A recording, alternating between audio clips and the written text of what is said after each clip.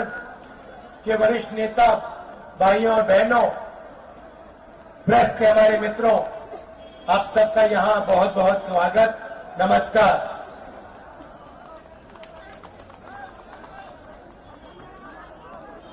सबसे पहले मैं अधीर जी और बंगाल की जनता, बंगाल के हमारे कार्यकर्ताओं का दिल से धन्यवाद करना चाहता हूं कि पिछले 2-3 दिनों में आपने यात्रा को इतना सफल बनाया, इतनी ऊर्जा, इतनी शक्ति, इतनी मोहब्बत आपने हमारी यात्रा में डाली। धन्यवाद अधीर जी।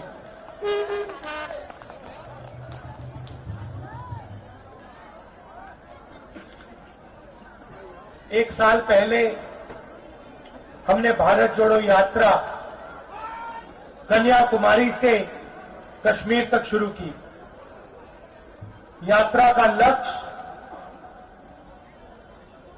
जो आरएसएस और बीजेपी के लोगों ने देश में नफरत और हिंसा फैला रखी है, उसके खिलाफ खड़ा होना और उनकी विचारधारा के सामने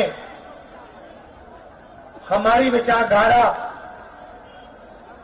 मोहब्बत की विचारधारा, भाईचारे की विचारधारा रखने की थी। यात्रा में एक लाइन में हमारी पूरी की पूरी सोच, एक लाइन में, एक नारे में यात्रा से निकली। नफरत के बाजार में मोहब्बत की दुकान खोलनी है और जहां भी ये नफरत का बाजार खोलते हैं वहां कांग्रेस पार्टी, हमारे अलायंस पार्टनर मोहब्बत की दुकान खोल देते हैं। इस यात्रा में हमने न्याय शब्द भी जोड़ा। पिछले साल काफी लोगों ने हमें कहा कि कन्याकुमारी से कश्मीर आप चल लिए, बंगाल, मणिपुर, नागालैंड, अरुणाचल, झारखंड, छत्तीसगढ़, उड़ीसा, इन प्रदेशों का क्या होगा। बहुत सारे लोगों ने कहा कि आपको दूसरी यात्रा भी करनी चाहिए, झारखंड में से निकलना चाहिए, बंगाल, उड़ीसा, बाकी स्टेट्स में से भी निकलना चाहिए। तो इसलिए हमने दूसरी भारत जोड़ो यात्रा शुरू की और इसमें, जैसे मैंने कहा, हमने न्याय शब्द जोड़ दिया, क्योंकि हिंदुस्तान में आज करोड़ों लोगों के साथ अन्याय हो रहा है। यहां पे हजारों युवा हैं। आप चाहो भी तो नरेंद्र मोदी के हिंदुस्तान में आपको रोजगार नहीं मिल सकता। सही बात है, गलत बात है? ठीक से बोलो, सही है।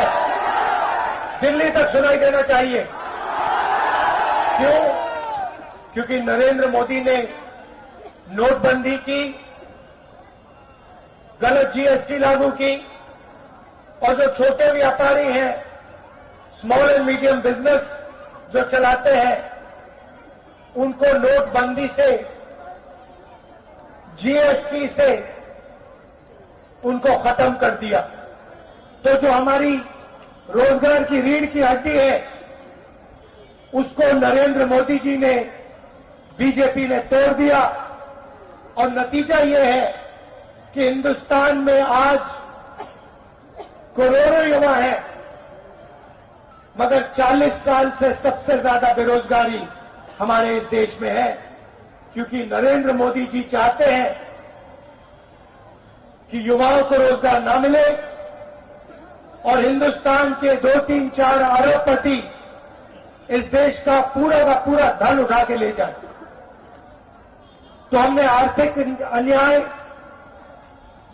सामाजिक अन्याय, किसानों के खिलाफ अन्याय, आदिवासियों के खिलाफ अन्याय, इन चीजों के बारे में हम यात्रा में आपसे बातचीत करना चाहते हैं और आपके दिल में जो है, जो आपका दर्द है, इस यात्रा के माध्यम से हम देश के सामने इसको रखना चाहते हैं।